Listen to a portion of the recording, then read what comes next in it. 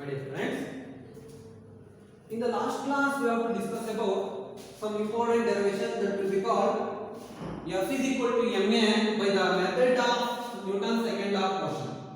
Newton's second law of motion use ಮಾಡಿಬಿಟ್ಟು ನಾವು ಇಲ್ಲಿ derivation ಮಾಡಿದ್ವು F is equal to ma. ಅದರಲ್ಲಿ definition of 1 Newton ಹೇಳಿದ್ರೆ ಆ ವಿಡಿಯೋ ಸ್ವಲ್ಪ ಸ್ಟಾಪ್ ಆಗಿದೆ, ಅದನ್ನ ಮತ್ತೆ ಹೇಳ್ಕೊಂಡು ನೆಕ್ಸ್ಟ್ ಹೋಗ್ತೀನಿ ಮುಂದೆ. ಇಲ್ಲಿ definition of 1 Newton ಆಗಬೇಕಾದ್ರೆ ಏನು ಆಗಬೇಕು? Define 1 Newton. ಇಲ್ಲಿ 1 Newton ಗೆ ಡೆಫಿನಿಷನ್ ನಾವು ಪ್ರೀವಿಯಸ್ ವಿಡಿಯೋ ಕ್ಲಾಸ್ ಅಲ್ಲಿ ಸ್ವಲ್ಪ ಕಾನ್ಸೆಪ್ಟ್ ಅರ್ಧಂಬರ್ಧಾಗಿತ್ತು ಅನ್ಸುತ್ತೆ, ಅದನ್ನ ಪೂರ್ತಿ ಕಂಪ್ಲೀಟ್ ಮಾಡ್ತೀನಿ. ಇಲ್ಲಿ ನೋಡಿ, ಫೋರ್ಸ್ ಅನ್ನೋದು 1 Newton ಆಗಬೇಕಾದ್ರೆ ಮಾಸ್ ಎಷ್ಟು ತಗೋಬೇಕು? ಯಾಕಂದ್ರೆ force is depends on mass, force is directly proportional to acceleration. 1 kg is also defined as unit mass. Unit mass ಅಂದ್ರೆ ಒಂದೇ, ಇಲ್ಲಿ 1 kg ಇದು ಒಂದೇ. ಈ ರೀತಿ ಫೋರ್ಸ್ ಅಪ್ಲೈ ಮಾಡ್ತಿದೀವಿ. ಈಗ 1 kg ಇರತಕ್ಕಂತ ಮಾಸ್ಗೆ ಫೋರ್ಸ್ ಅಪ್ಲೈ ಮಾಡಿದಾಗ ಆಕ್ಸಲರೇಷನ್ ಎಷ್ಟು ಪ್ರೊಡ್ಯೂಸ್ ಆಗಬೇಕು? 1 metre per second square. It is also called unit acceleration. Unit acceleration ಎರಡು ಒಂದೇ. ಮುಗಿತಲ್ಲ, a force is said to be, ಬರ್ತೀನಿ ನೋಡಿ, a force is said to be 1 Newton. Force is said to be 1 Newton if it acting unit mass of a body produces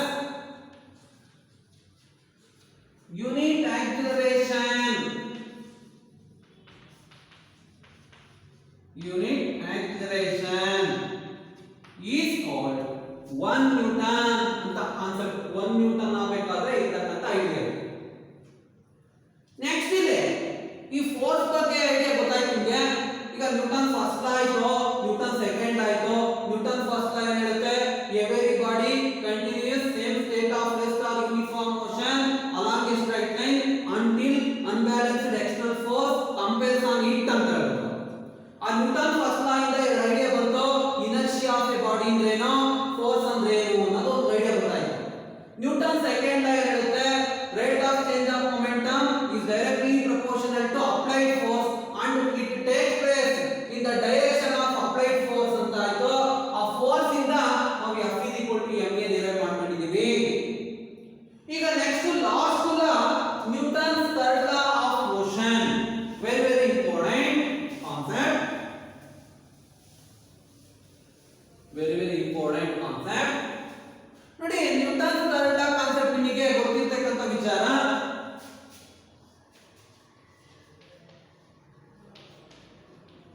Newton's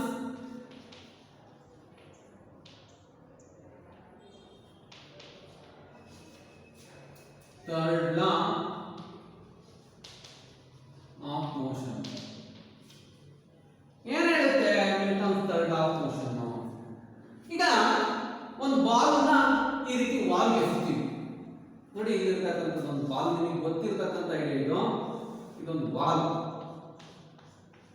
Balu disturbing medium. Person ಒಬ್ಬ ಈ ರೀತಿ ಇಟ್ಕೊಂಡು ಒಂದು ball ನ throw ಮಾಡ್ತಾನೆ ಈ ರೀತಿ. ಏನಾಗುತ್ತದು? ಮತ್ತೆ ಅದೇ ರಿವರ್ಸ್ ಡೈರೆಕ್ಷನ್ ಅಲ್ಲಿ ಹಿಂದಕ್ಕೆ ಬರುತ್ತೆ. ಹಿಂಗೆ ಎಸಿತಕ್ಕಂಥದ್ನ ಆಕ್ಷನ್ ಪಾರ್ಟ್ ಅಂತ ಕರೀತೀವಿ. That will be called action part. Reverse ಬರೋದನ್ನ ರಿಯಾಕ್ಷನ್ ಪಾರ್ಟ್ ಅಂತ ಕರೀತೀವಿ. ಡೈರೆಕ್ಷನ್ ಆಪೋಸಿಟ್ ಇರುತ್ತೆ. ಹಂಗಿದ್ಮೇಲೆ ಯಾವುದೇ ಆಕ್ಷನ್ ಗೆ ಏನಿರುತ್ತೆ? ರಿಯಾಕ್ಷನ್ ಇರುತ್ತೆ. That will be called Newton's third law of motion. For every action there will be an equal and opposite reaction. ಹಂಗಿದ್ಮೇಲೆ action part ಇಲ್ಲೇ mathematical concept is equal to minus reaction part ಅಂತ ಹೇಳ್ಬೋದಾ? Action part that will be equal to negative indication ಏನು? Direction ತೋರಿಸುತ್ತೆ. Direction every reaction there will be an equal opposite ತೋರಿಸುತ್ತಿದ್ದು equal opposite reaction ಅಂತ ಹಾಗಿದ್ಮೇಲೆ sentence ಏನಂತ ಬರೀಬೇಕು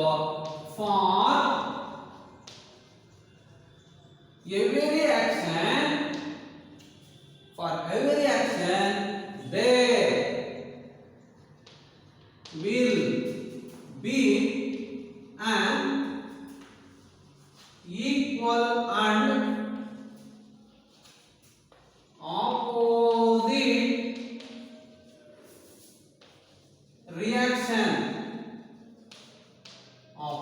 reaction that will be called the Newton's third law of motion. For example, in Newton's third law of motion ke a bullet fired from gun ನೋಡಿ ಇದೊಂದು gun ಇಲ್ಲೊಂದು bullet ಇರುತ್ತೆ ಈ bullet ನ fire ಮಾಡಿದಾಗ bullet to moving forward direction gun moving backward direction example ಇಲ್ಲೊಂದು gun ಇರುತ್ತೆ ಈ ರೀತಿ ನೋಡಿ ಈ ರೀತಿ ಗನ್ ಈ ಗನ್ ಒಳಗಡೆ ಬುಲೆಟ್ ಇರುತ್ತೆ ಇದು ಗನ್ ಇದು ಬುಲೆಟ್ ಇದ್ರ ಮೇಲೆ ಪ್ರಾಬ್ಲಮ್ ಕೇಳ್ತಾರೆ ಅದಕ್ಕೋಸ್ಕರ ನಾನು ಎಕ್ಸಾಂಪಲ್ ತಗೊಂಡಿರೋದು ಪ್ರೀವಿಯಸ್ ಮೋಷನ್ ಸ್ಟ್ರೈಕ್ ಚಾಪ್ಟರ್ ಬಂದಿದೆ a bullet is fired from gun ಅಂತ ಅದಕ್ಕೋಸ್ಕರ ಈಗ ಇಲ್ಲಿರ್ತಕ್ಕಂಥದ್ದು ಮುಂದಕ್ಕೆ ಹೋಗುತ್ತೆ ಬುಲೆಟ್ ಇದನ್ನ ಆಕ್ಷನ್ ಪಾರ್ಟ್ ಅಂತ ಕರಿತೀವಿ ಆಕ್ಷನ್ ಪಾರ್ಟ್ ಇದು ಹಿಂದಕ್ಕೆ ಬರುತ್ತೆ that will be called reaction part ಅಂತ ಕರಿತೀವಿ reaction part a gun ಅಥವಾ a bullet example a bullet fired from gun results ಆದರೆ ಏನಾಗುತ್ತೆ results a bullet moving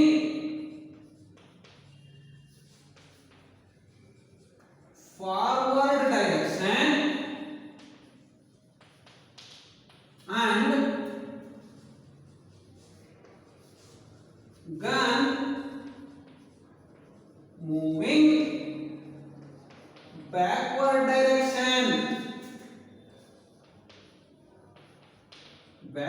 direction very important ಇದು example state Newton's third law of motion given example ಅಂತ ಕೊಡ್ತಾರೆ statement for every action there will be an equal and opposite reaction ಅಲ್ಲಿ example ಅಂದ್ರೆ bullet fired from gun results a bullet moving forward direction and gun moving backward direction.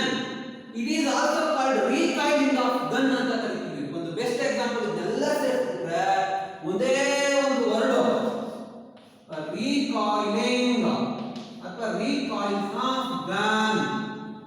ಇದು best example for Newton's third law of motion. ಗೊತ್ತಾಯ್ತಾ? ಈಗ ಈ Newton's third law of motion concept ನ use ಮಾಡ್ಕೊಂಡು ನಾವಿಲ್ಲಿ ಒಂದು derivation ಮಾಡ್ತೀವಿ that will be called conservation of linear momentum. Very important for examination. 100% ಬರುತ್ತೆ ಅಂತ ನೋಡಿ ಎಕ್ಸಾಮಿನೇಷನ್ ಗೆ 5 ಮಾರ್ಕ್ಸ್ ಗೆ. ಆದ್ರೆ ಬುಕ್ ಅಲ್ಲಿ ಸ್ವಲ್ಪ ಕನ್ಫ್ಯೂಸ್ ಮಾಡ್ತಾರೆ ಮೆಥಡ್. ಆ ಮೆಥಡ್ ಡೆರಿವೇಶನ್ ಬೇಡ, ತುಂಬಾ ಸಿಂಪಲ್ ಮೆಥಡ್ ಡೆರಿವೇಶನ್ ಹೇಳ್ತೀನಿ ನಿಮಗೆ, ಆ ಮೆಥಡ್ ಮಾಡ್ತಾರೆ ನೋಡಿ. ಈ ಕ್ವೆಶ್ಚನ್ ಕೇಳ್ಬಿಡ್ತಾರೆ state and true. State and true ಇದು ಬರ್ಕೋಬೇಕು ನೋಟ್ಸ್ ಗೆ ನೀಟಾಗಿ. ನಾನು ಕ್ವೆಶ್ಚನ್ ಟೈಪ್ ಬರೀತೀನಿ, ಇಂಪಾರ್ಟೆಂಟ್ ಇದು 5 ಮಾರ್ಕ್ಸ್ ಗೆ. 5 ಮಾರ್ಕ್ಸ್ ಗೆ ಇಂಪಾರ್ಟೆಂಟ್. ಎಕ್ಸಾಮಿನೇಷನ್ ಗೆ ಕೇಳ್ತಾರೆ state and true. So state and illustrate ಎಲ್ಲ ಒಂದೇ. State and true conservation of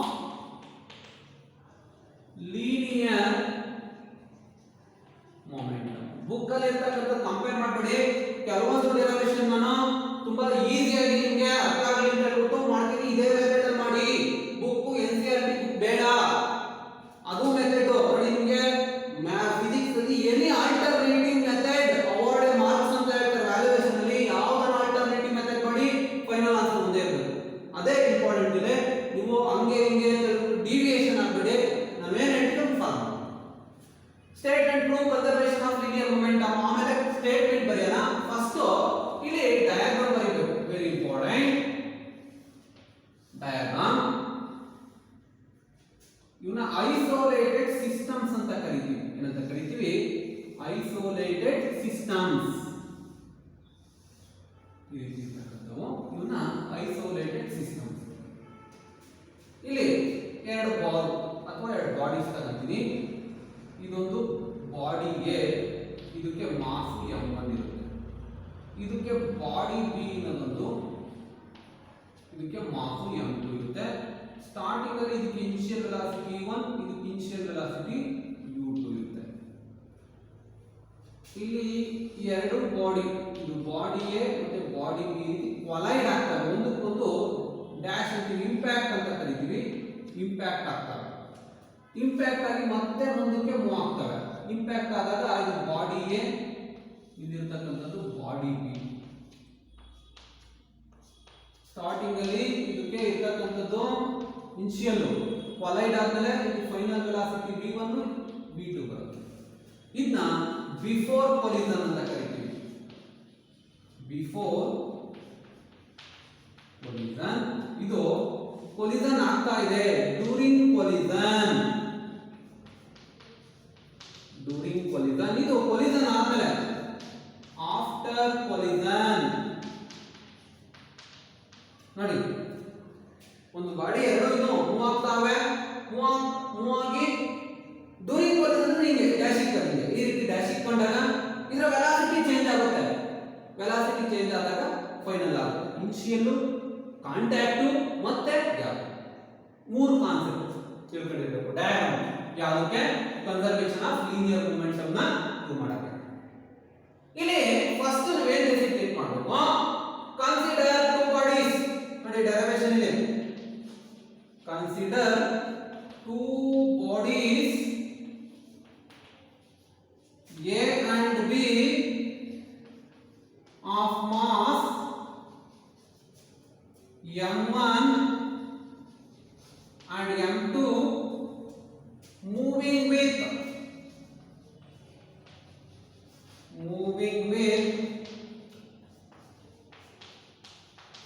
velocity u1 and u2 respectively ಅಂತ ಹಿಂಗ್ ಬರ್ತದೆ. ರೆಸ್ಪೆಕ್ಟಿವ್ಲಿ ಗೊತ್ತಾಯ್ತು ಅನ್ಸುತ್ತೆ. ಎರಡು ಬಾಡಿ ಇರ್ತವೆ, ಎರಡು ಬಾಡಿಗೆ ಮಾಸ್, ಒಂದು m1 ಇರುತ್ತೆ, ಇನ್ನೊಂದು m2 ಇರುತ್ತೆ. ಸ್ಟಾರ್ಟಿಂಗ್ ಅಲ್ಲಿ ವೆಲಾಸಿಟಿ u1 u2 ಇರುತ್ತೆ ರೆಸ್ಪೆಕ್ಟಿವ್ಲಿ. ಆಫ್ಟರ್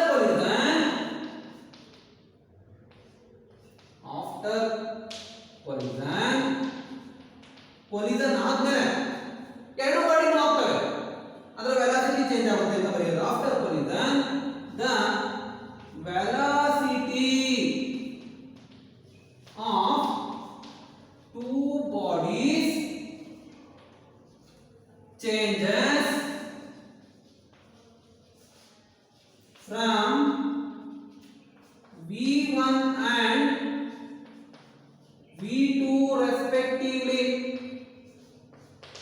ಕೊಲಿಷನ್ ಆದ್ಮೇಲೆ ವೆಲಾಸಿಟಿ v1 v2 ಚೇಂಜ್ ಆಗುತ್ತೆ ಅನ್ನೋದು ಕಾನ್ಸೆಪ್ಟ್ ಗೊತ್ತಾಯ್ತು ಅನ್ಸುತ್ತೆ. ಇದು ಡಿಸ್ಕ್ರಿಪ್ಷನ್, ಡಯಾಗ್ರಾಮ್, ಡಿಸ್ಕ್ರಿಪ್ಷನ್ ಬರೆಯಬೇಕು. ನೆಕ್ಸ್ಟ್ ಈಗ ಪ್ರೂಫ್. ಏನು ಪ್ರೂಫ್ ಮಾಡೋದು ಅನ್ನೋದು ವೆರಿ ಇಂಪಾರ್ಟೆಂಟ್. ಬರೀತೀವಿ ನೋಡಿ. ಈಗ ಡ್ಯೂರಿಂಗ್ ಕೊಲಿಷನ್ ಆಗುತ್ತೆ. ಡ್ಯೂರಿಂಗ್ ಕೊಲಿಷನ್ ಆದಾಗ ಈ ಎ ಇಂದ ಬಾಡಿಗೆ ಫೋರ್ಸು ಎಷ್ಟು ಅಪ್ಲೈ ಆಗುತ್ತೋ ಅಷ್ಟೇ ಫೋರ್ಸು ಇಲ್ಲಿರ್ತಕ್ಕಂಥ ಬಿ ಇಂದ ಈ ರೀತಿ ಫೋರ್ಸ್ ಅಪ್ಲೈ ಆಗುತ್ತೆ. ನೋಡಿ, force acting on body A to body B, it is indicated by FAB ಅಂತ ಕರಿತೀವಿ. FA ಇದ್ರೆ force acting on body A to body B, force acting on body A to body B ಅಂತ FAB ಇದೆ. Similarly ಇದನ್ನ FBA ಅಂತ ಕರಿತೀವಿ. FBA ಅಂದ್ರೆ force acting on body B to body A. ಇದು ಆಕ್ಷನ್ ಪಾರ್ಟ್, ಇದು reaction part. Newton's third law of motion valid ಆಗುತ್ತಿಲ್ಲಿ. ಇಲ್ಲಿರ್ತಕ್ಕಂಥದ್ದು ಎರಡು ಬಾಡಿ, ಇದು ಎ ಇದು ಬಿ, ಈ ರೀತಿ ಕೊಲೈಡ್ ಆಗ್ತಾ ಇದೆ.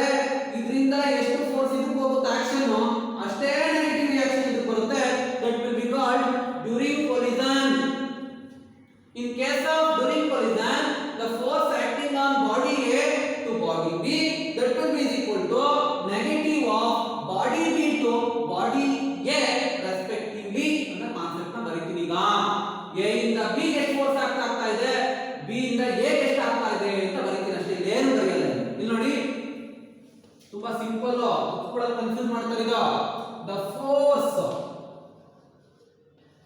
Acting on body A to body B that will be represented by FAB is equal to mass into acceleration. F is equal to ma ತಗೊಂಡಿದ್ದೀವಿ ಎಷ್ಟು ಆಗ್ತದೆ ಅಂತ F is equal to ma a ಬದಲು v minus u divided by t ತಗೊಂತೀನಿ ನಾನು ನೋಡಿ F is equal to m a ಬರಬೇಕಾಗಿತ್ತು ಅದರ ಬದಲು v minus u divided by t ತಗೊಂತೀನಿ ಈಗ ಈ ಕಾನ್ಸೆಪ್ಟ್ ನ ಇದಕ್ಕೆ ಅಪ್ಲೈ ಮಾಡ್ತೀನಿ ಯಾಕಂದ್ರೆ ಫೋರ್ಸ್ a ಇಂದ b ಹೋಗ್ತಾ ಇದೆ ಅಂದ್ರೆ a ಇರತಕ್ಕಂತ ಫೈನಲ್ ವೆಲಾಸಿಟಿ a ಇರತಕ್ಕಂತ ಇನಿಷಿಯಲ್ ವೆಲಾಸಿಟಿ ಬರ್ಕೋಬೇಕು a ಇರತಕ್ಕಂತದ್ದು ಚೇಂಜಸ್ ಆಗೋದು v1 minus u1 divided by t t ಅನ್ನೋದು ಕಾನ್ಸ್ಟೆಂಟ್ ಟೈಮ್ ಗೊತ್ತಾಯ್ತು ಅನ್ಸುತ್ತೆ a ಇಂದ b ಹೋಗಬೇಕಾದ್ರೆ a ಇರತಕ್ಕಂತ ಈ final velocity initial velocity ಬರ್ಕೋಬೇಕು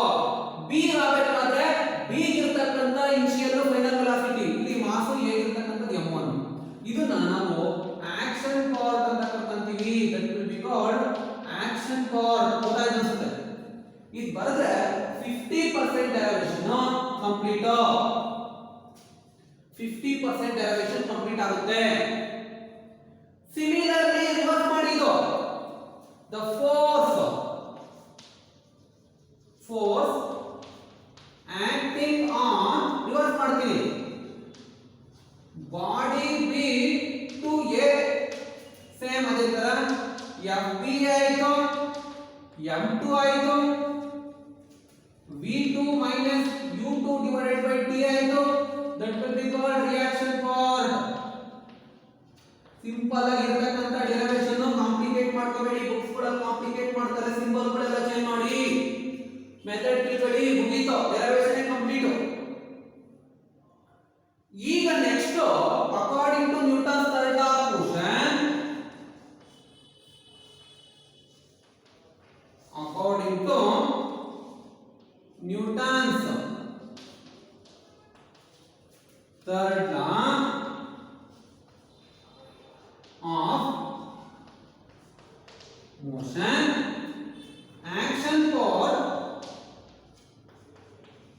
action force is equal to negative of ಹೇಳಿದ್ರೆ ಏನು ನೆಗೆಟಿವ್ ಬರುತ್ತೆ ಅಂತ ರಿಯಾಕ್ಷನ್ ಫಾರ್ ಗೊತ್ತಾಯ್ತು ಅನ್ಸುತ್ತೆ according to Newton's third law of motion action part is equal to negative of reaction part value ಏನು m1 into v1 minus u1 divided by t that will be equal to negative ಬರ್ಕೊಂತೀನಿ reaction part value ಏನು v2 minus u2 divided by t ಸರಿ m2 ಬರುತ್ತೆ m2 negative ಇಲ್ಲಿ t ಗೆ cancel ಉಳ್ಕೊಳ್ಳೋದು m1 v1 multiply ಮಾಡ್ತಾ ಇದ್ದೀನಿ minus m1 u1 is equal to m2 v2 minus m2 u2 ಬಂತು ಈಗ next realise ಮಾಡ್ತೀವಿ ಫೈನಲ್ ಎಲ್ಲ ಒಂದ್ ಕಡೆ ಇನಿಷಿಯಲ್ ಎಲ್ಲ ಒಂದ್ ಕಡೆ ಮಾಡ್ಕೊಳ್ಳಿ ಏನಾಗುತ್ತೆ ನೋಡಿ ಈ ಇರ್ತಕ್ಕಂಥದ್ದು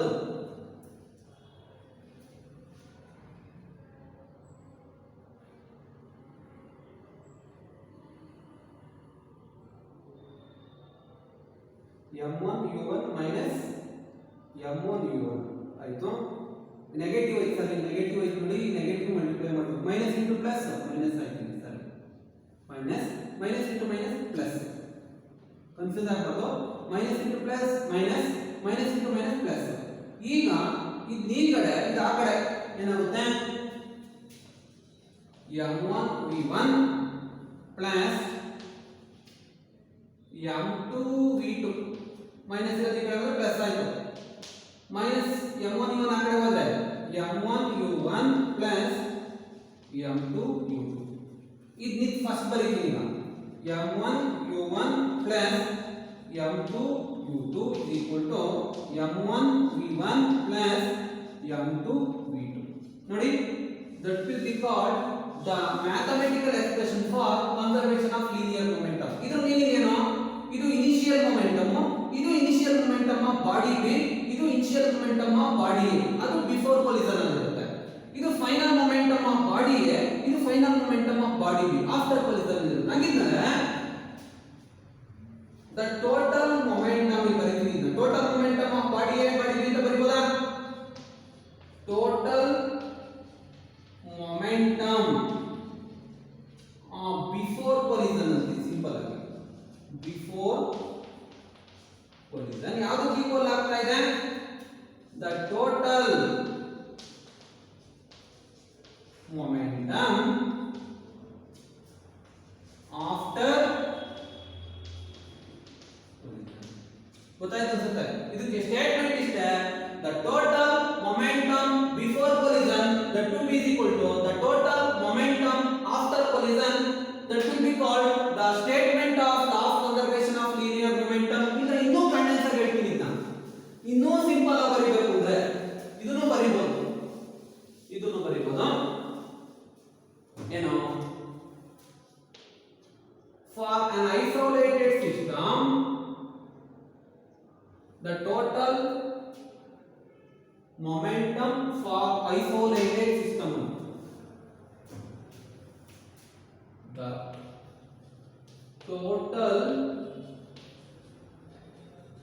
momentum of an isolated system, simple again, system remains constant ಅಂತ ಬರೆದ ಸಾಕು. The total linear momentum ಅಂತ ಬೇಕಾದ್ರೆ ಸೇರಿಸಬಹುದು.